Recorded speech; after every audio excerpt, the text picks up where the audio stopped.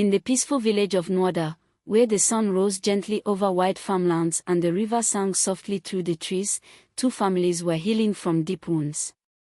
One belonged to Obiora, a well-known palm wine tapper whose hands were raw from years of climbing trees and tapping sweet sap.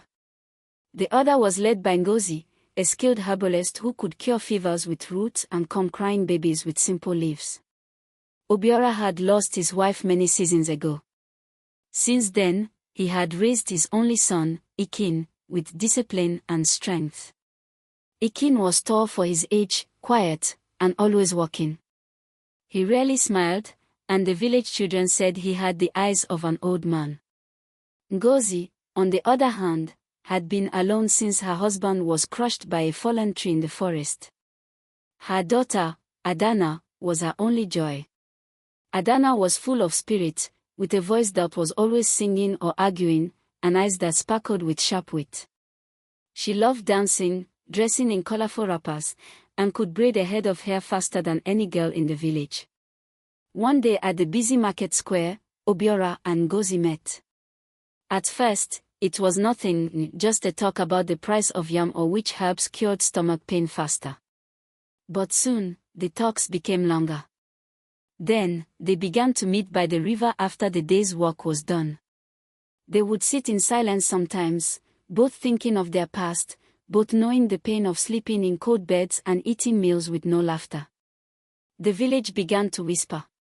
And when Obiora finally stood at the center of the square and said, "I want Ngozi to be my wife," the village cheered. Two broken people finding joy again, it was a story even the elders loved to tell. With that marriage came a new home. Obiora, Ngozi, Ikin, and Adanna began their life as one family. But not everything blended as smoothly as palm oil on hot yam. While the parents smiled, the children frowned. Ikin and Adanna couldn't be more different. Where he was quiet, she was loud. Where she danced, he frowned. Where he walked with wood and ropes, she walked with flowers and braids. The first fight came just 3 days after the wedding. "Who told you to enter my room?" Ikin growled when Adanna moved her things into what used to be his space. "It's our room now," she snapped, arms folded. "It's my room." "No, it's not. Papa said we must learn to share." Ikin stormed out. Adanna rolled her eyes. That night, they slept back to back, far apart on the mat, each facing the wall, pretending the other didn't exist. But the village saw only smiles. They will grow to love each other as siblings, people said. Inside the house, though, it was war. Every morning brought a new fight, over water, over food, even over the last piece of dried mango. But what no one saw was the way their eyes lingered when the other wasn't looking. Or how Ikin sometimes stood by the door when Adanna danced, pretending he was fixing his fishing net. Or how Adanna would pretend to be angry just to see if Ikin would notice. Something was beginning to stir, silent, slow, and dangerous. And in the heart of the village, under the roof where two families had become one, the line between hate and something else was already starting to blur. The moon hung low and golden over Nwada village, casting long shadows on the rooftops. Inside Obiora's compound, the silence of the night was often broken, not by animals or spirits, but by the rising voices of Ikin and Adanna. "Why didn't you wash the pots?" Ikin shouted one evening, holding up a greasy calabash bowl. "I cooked, didn't I? You eat, and still complain." Adanna fired back, arms akimbo. Their parents sighed. "Let them be," Ngozi whispered to Obiora. "They will grow out of it." But the arguments didn't stop. They only became more creative. One afternoon, Adanna decorated her hair with colorful beads she had bought from the market. As she passed Ikin, he muttered, "You look like a market parrot." Adanna spun around. Better to look like a parrot than smell like a swamp fisherman. Ikin's jaw clenched, but he turned and walked away. Later, he found himself watching her as she laughed with other girls near the stream, the sun lighting up her dark braids. He didn't understand the feeling in his chest. It wasn't anger. It wasn't hatred. But it burned. Adanna, too, found herself secretly watching Ikin as he walked shirtless under the sun, his back strong from lifting wood and carrying water. She would shake her head and whisper, "He's still a brute," but something was changing. One day, the sky turned dark with heavy clouds. A storm swept through the village with wild winds and heavy rain. Obiora and Nnaji were away, visiting an elder in the next village. Ikin and Adanna were alone at home. Lightning cracked the sky. A giant tree branch crashed near the compound wall. The roof leaked. The wind howled like an angry spirit. Adanna, scared, ran from her room to the kitchen hut, where Ikin sat sharpening a blade. "What are you doing here?" he asked, his voice louder than usual, maybe to hide the fear in his own heart. "The roof in my room is leaking. And I'm not sitting in the rain," she said firmly, but her voice trembled. Ikin sighed and moved aside. "Sit. But don't talk too much." They sat in silence as the storm raged. Thunder roared across the skies. The fire crackled softly between them. Adanna pulled her wrapper tighter around her shoulders. Suddenly, the wind blew the door wide open with a bang. Adanna screamed and grabbed Ikin's arm. He stood quickly and shut it, then turned to her. "Are you always this scared?" he asked, looking down at her. Adanna glared up at him. "I wasn't scared. I was just surprised." Ikin smirked. "You were holding my arm like it was a tree branch." Adanna opened her mouth to argue, but instead, she laughed, a soft, surprising laugh. Ikin smiled too, just a little. It was the first time they had laughed together. For a moment, the storm outside felt distant. Their eyes met. Just for a heartbeat. Adanna looked away, suddenly aware of how close they were. "It's still raining," she said quickly, her voice quieter now. "Yes," Ikin said, his voice low. They sat again, this time a little closer than before. The fire flickered between them, throwing shadows on the walls. And though neither said a word, something had shifted.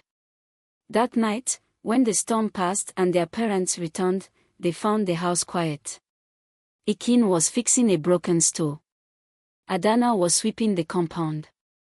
They still argued in the days that followed, but something had changed. Their fights were shorter, their insults softer. Beneath the ashes of anger, a strange fire had begun to grow. And in the silence of the night, both Ikin and Adanna began to dream of things they didn't yet understand. The rains had ended, and the village of Nnaji bloomed again. Green leaves whispered in the wind, and the river glistened like silver. Life moved on, but inside Obiora's compound, something delicate was beginning to grow. Ikin and Adanna no longer shouted at each other every morning. Now, it was small things, Adanna leaving extra roasted yam on Ikin's plate, or Ikin patching her water calabash without being asked. They didn't speak about these things. But both noticed. Still, they kept their distance. At least, they tried. One warm afternoon, Adanna went to fetch water at the village well. As she leaned to fill her pot, her foot slipped on a loose stone. With a yelp, she tumbled forward, straight toward the deep, dark well. "Adanna," a voice shouted. A strong hand caught her wrist just in time. She was dangling halfway over the edge, heart racing, breathing hard. It was Ikin. He pulled her up, gritting his teeth, his muscles straining. She landed hard against his chest, her arms gripping him tight, too stunned to move. For a moment, they stood there, heartbeats loud, breaths mixed. "You should be more careful," he said finally, his voice rough. "I slipped," she murmured, still holding his shirt. You caught me." "You think I'd let you fall in?" he asked, a flicker of a smile on his face. She looked up. Their eyes locked. Suddenly, the noise of the world seemed to disappear. All she could hear was the wind and her own heartbeat. She stepped back quickly, cheeks flushed. "Thank you," she said, trying to act normal. "Just don't die before you finish washing the clothes," Ikin replied, turning away, but his steps were slower than usual. That night, Adanna couldn't sleep. She lay on her mat staring at the ceiling, her fingers tracing invisible patterns on her wrapper. Every time she closed her eyes, she saw Ikin's face, the worry in his eyes, the strength in his arms. Ikin was no better. He sharpened his fishing spear for longer than needed, his mind far away. He kept replaying the moment Adanna had looked up at him, her breath on his neck, her body trembling in his arms. "Why am I thinking about her this way?" he asked himself. In the following days, something changed again. They still argued, but now, there was a strange softness underneath. "Why are you always brushing your hair like a princess?" Ikin teased as she sat by the window. "And why are you always sweating like a goat?" Adanna shot back. But their smiles lingered a little too long. The villagers began to notice. "The step-siblings don't fight like before," said one woman. "They even walk to the stream together now," whispered another. One girl, Mira, a jealous admirer of Ikin, watched them with narrow eyes. "She's always with him now," she muttered. "Something's not right."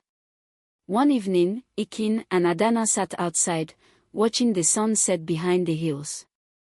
"Do you ever think about the future?" Adanna asked. Ikin nodded. "Sometimes." "What do you see?" He hesitated. "I don't know. Maybe a house near the river. Maybe peace." Adanna smiled. "I like that." Their hands brushed accidentally. Neither moved. It was just a touch, but it felt like fire. They pulled away, eyes wide. "I should go inside," Adanna said quickly, standing up. "Yeah. Me too." They walked away, but both looked back at the same time. That night, the stars above Nnaji shone brighter than usual. But down below, two hearts were walking a dangerous path, drawn to a flame they didn't yet understand, one that could warm them, or burn them both. The moon waxed and waned over Nnaji, and with each passing night, Ikin and Adanna found it harder to stay away from each other. By day, they played the role of step-siblings, arguing over chores, sharing meals with their parents, helping with village work. But by night, when the oil lamps were out and their parents' soft snoring filled the compound, a new routine began. It started with whispers. "Are you awake?" Adanna would call through the thin bamboo wall that separated their rooms. "Yes," Ikin would reply. Sometimes, they would sneak out quietly, one after the other, meeting near the mango tree behind the house. The air always felt cooler there. The stars seemed closer. The silence around them made their voices sound like secrets. They sat close, but never too close. They spoke of everything: childhood dreams, memories of their late parents, the pressure of being watched by the village, and the strange fire that had started burning in both of them. "I don't know what this is," Adanna whispered one night, her voice trembling. "But it scares me." Ikin nodded. "It scares me too." He looked at her then, really looked. The way the moonlight touched her skin. The way her eyes always looked like they were hiding a question. And he couldn't hold back anymore. He reached for her hand. She didn't pull away. For a while, they just sat like that, fingers laced, hearts pounding. But love hidden in the shadows is like smoke trapped in a calabash. It builds. It swells. And eventually, it finds a crack. One night, Mira, the girl who had always wanted Ikin for herself, followed him when he left the compound. She had noticed the pattern, how he waited until everyone slept, how he slipped out in silence. She hid behind the bushes and watched in disbelief as Ikin and Adanna sat under the mango tree, laughing softly, their heads leaning close. Her eyes widened as Ikin gently brushed a leaf from Adanna's cheek. Then she saw it, his hand taking hers, their fingers locking. She gasped quietly and covered her mouth. By the time she crept back to her home, her mind was spinning with what she had seen. The next morning, Mary told her best friend. By evening, whispers had begun floating through the market like dust in the wind. Did you hear? Ikin and Adanna. Step-siblings. Oh. That's not normal. But they are not blood. Still, it's shameful. The rumor spread fast, like bushfire in Harmattan. At home, Ngozi noticed that Adanna was quieter. Obiora watched Ikin more closely. One night, Ngozi cornered her daughter while she was crushing herbs. What's going on between you and Ikin? She asked sharply. Adanna froze. Nothing. Ngozi narrowed her eyes. Don't lie to me. People are talking. Adanna felt her chest tighten. Her hands shook. We are just getting along now. Ngozi stared at her daughter's face, searching for truth or guilt. She saw both. Be careful, Adanna, she said finally. There are lines you don't cross, even if your heart is confused. That night, Adanna didn't go to the mango tree. Ikin waited, pacing, heart heavy with worry. The moon rose and set. Still, she didn't come. And in her room, Adanna lay curled on her mat, tears rolling silently down her cheeks. Her heart ached, but her mind screamed warnings. They had crossed the line, and now, the world was watching. The whispers in Noda village had grown into full-blown chatter. At the market, at the stream, even at the evening fire circles, everyone was talking about Ikin and Adanna. They are too close, someone would say. Not proper for step-siblings, another would reply. The story had spread like wildfire, carried on the wings of gossip and sharpened by envy. Mera, the girl who had followed them into the night, now added oil to the fire every time she spoke. I saw them myself, she told a group of young girls near the palm grove. Sitting under the mango tree. Holding hands like husband and wife. It wasn't long before the rumors reached Obiora's ears. He came home that evening with a storm in his eyes. The house was quiet. Ngozi was in the backyard grinding herbs. Ikin was chopping firewood. Adanna was helping to sort dried vegetables. Obiora called them both to the center of the compound. What is this I hear? He began, voice low but shaking with anger. You two, behaving like lovers. Is this true?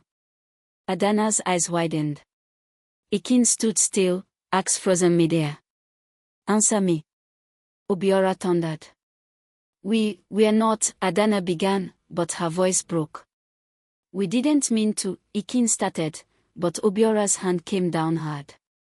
Slap. It landed across Ikin's cheek. Adanna screamed. Have you no shame? Obiora barked. This is the girl your stepmother brought into our home. And you, he turned to Adanna, after all your mother has done for you. Ngozi rushed in, hearing the shouts. When she understood what was happening, she turned to her daughter with trembling lips. Is it true, Adanna?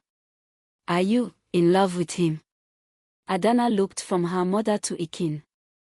Her heart was pounding. Her lips opened, but no words came out. Ngozi's face twisted with pain. You have brought shame to this house. That night, no one spoke at dinner. Obiora ate in silence. Ngozi kept her head down. Adanna's hands shook as she served the food. Ikin didn't eat at all. In the morning, Ngozi made a decision. Adanna is going to my sister's place in Oduga village, she announced. She will stay there until things settle. Obiora nodded, still unable to look at either child. Adanna packed her things with trembling hands. She didn't speak.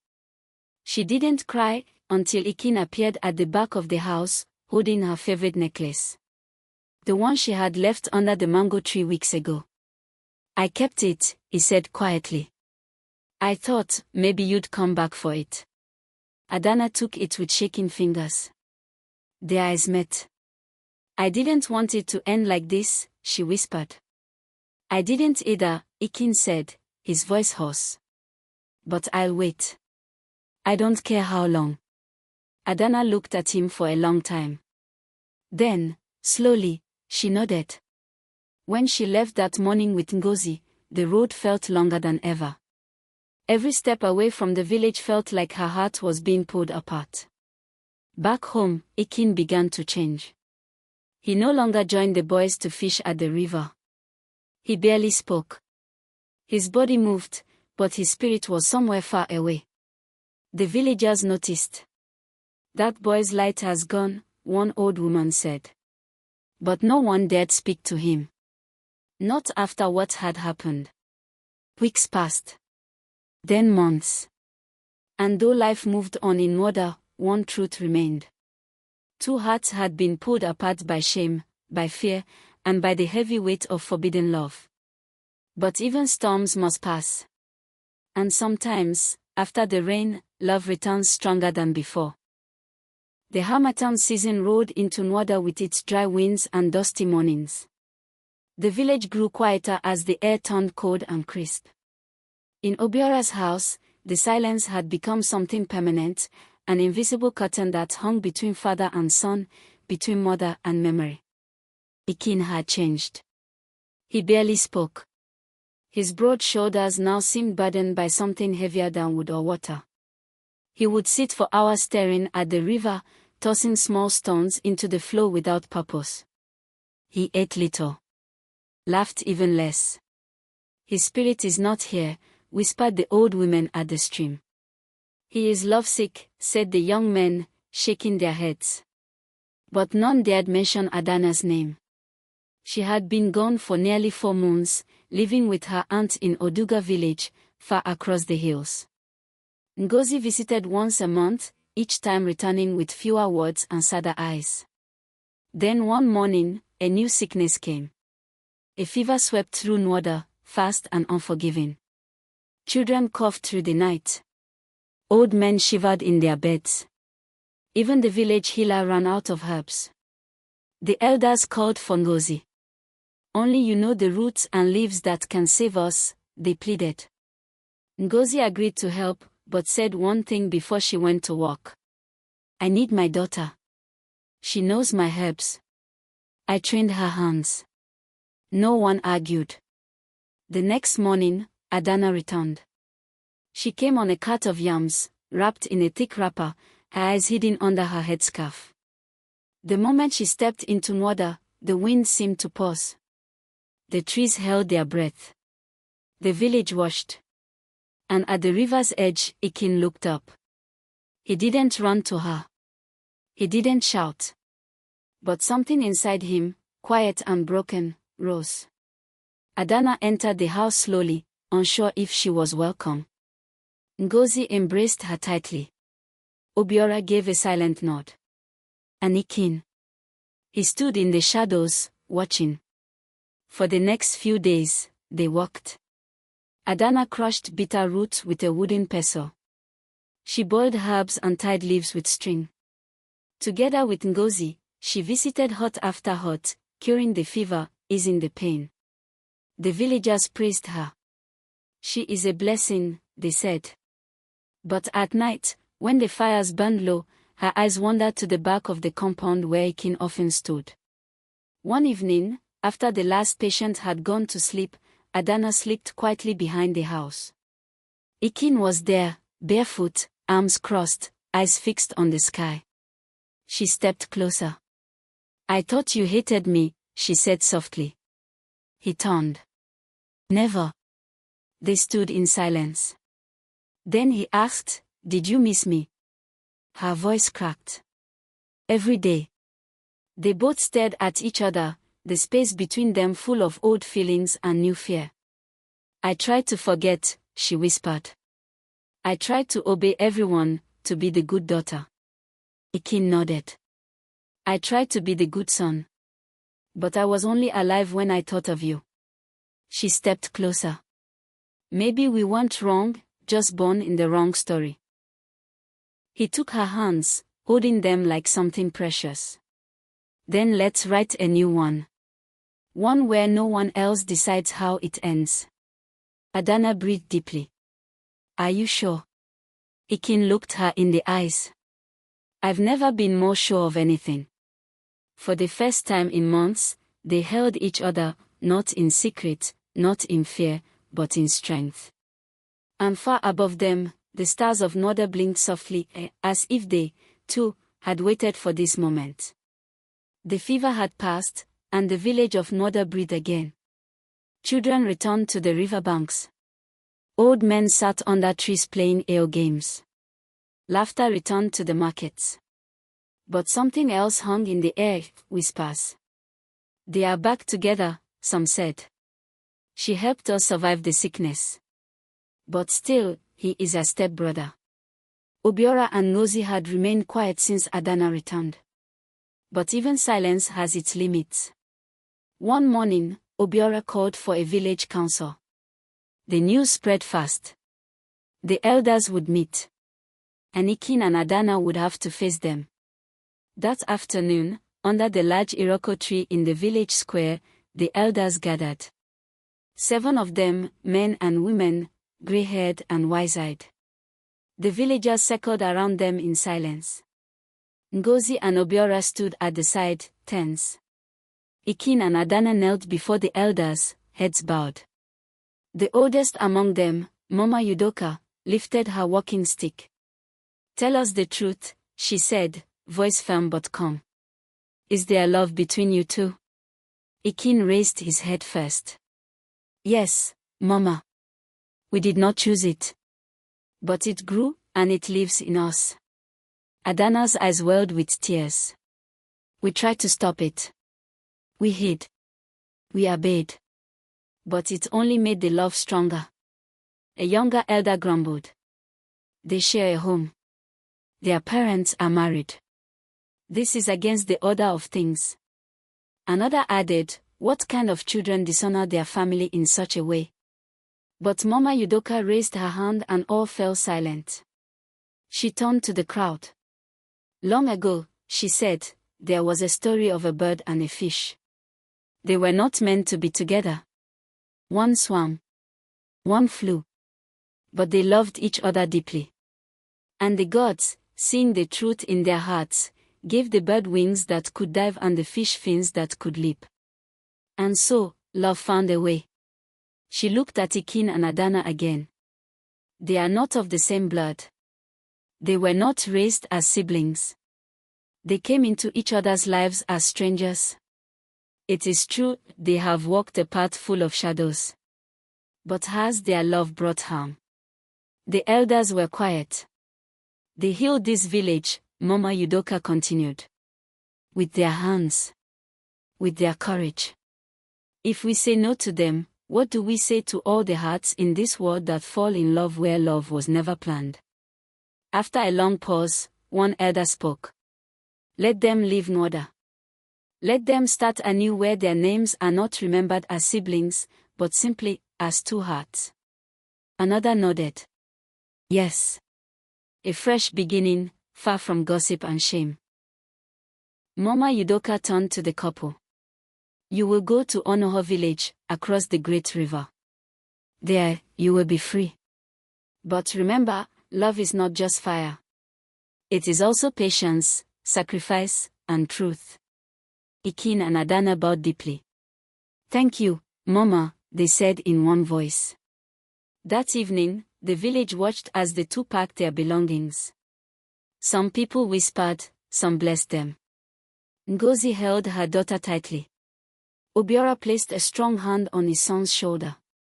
You have my blood, he said, voice thick. Make us proud. As the sun dipped low behind the hills, Ikin and Adanna walked away hand in hand, their feet light, their hearts steady. They didn't look back.